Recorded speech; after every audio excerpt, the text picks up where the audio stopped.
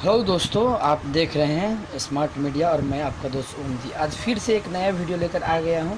ये 531 मोबाइल है और इसमें आपको वाईफाई कनेक्शन नहीं हो रहा है। वाईफाई खोलने के बाद वाईफाई देख रहे हैं जो समस्या, वाईफाई खुल गया पर वाईफाई नहीं हो रहा है। इसका सलूशन करते हैं सॉफ्टवेयर के द्वारा।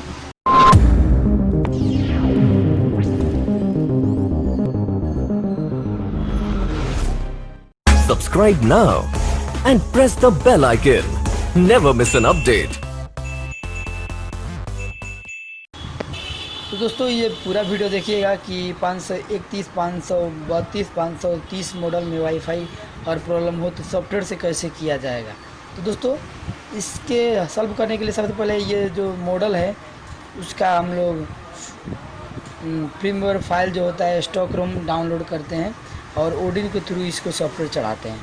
तो दोस्तों अब मैं पीसी में लेकर चलूँगा। डाउनलोड कर चुका हूँ मैं ऐप्स और चढ़ाता हूँ।